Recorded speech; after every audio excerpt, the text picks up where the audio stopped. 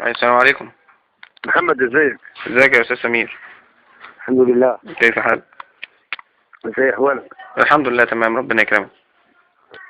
ميرسي قوي على المسج. ربنا يكرمك. انا كنت لسه اقول لحضرتك هي وصلت ولا ما وصلتش؟ وصلت الحمد لله. ربنا يكرمك يا فندم، ده اقل حاجه ممكن نقدمها يعني. ربنا يخليك ربنا يخليك. ربنا يكرمك يا فندم. ما فيش ما اتصلوش بيك العيال صغيره؟ لا ما حدش اتصل بيا تاني. الحمد لله. يا انا كنت اتصلت بيك عشان اشكرك على الرساله. لا يا فندم.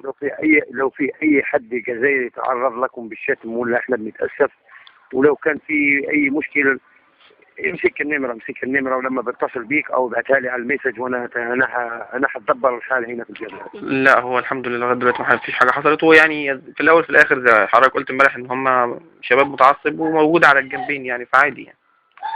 هو بس بتبقى تقيله على النفس اما الواحد يتشتم ويتهان من الجنبين برضه، انا عارف. بس يعني خلينا نتجاوز الامر ده. ما في مشكلة.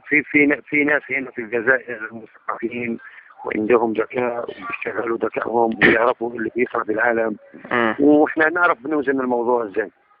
طيب خير. المهم انت لو تعرضت لمشكلة من جزائري عبر الموبايل ولا امسك نمرة الموبايل بتاعه وابعتها لي مسج عندي وانا هتصرف معاها هنا في الجزائر. يا فندم ربنا يخليك يا رب ويكرمك وما يحرمش منك. بس يا حبيبي السلام عليكم. وعليكم السلام ورحمة الله وبركاته.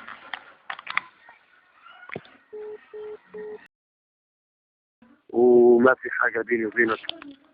طبعا. وإن شاء الله ربي يجمع جميع الأمة، يجمع شمل أمتنا. بالظبط، هو ده اللي احنا عايزين نوصل له يعني، ويا ريت حضرتك تكلم الناس كده تقول لهم ما ينفعش. وانا عارف ان الساعة دلوقتي حوالي في مصر ساعة ثالثة صباحا. لا ساعة 1:30 صباحا. 1:30 صباحا. 1:30 صباحا. متأسفين على الإزعاج حبيبي. ألف خير إن شاء الله. ربنا يكرمك إن شاء الله يكون سلام عليكم. كلمات حضرتك ما قلتيش أنت منين من الجزائر؟ أنا منين من الجزائر؟ من الجزائر العاصمة. أنا من العاصمة. أنت من العاصمة؟ أنا من القاهرة برضو. أهلا بيك حبيبي. أهلا بيك يا أستاذ، وإن شاء الله كده دايما كده مع بعض على طول، وسيبك بقى من الكلام اللي بيحصل والكورة والقرف ده. إن شاء الله إن شاء الله. ماشي إن شاء الله. ماشي. تصبح على خير يا باشا. ماشي. السلام عليكم. وعليكم السلام ورحمة الله وبركاته.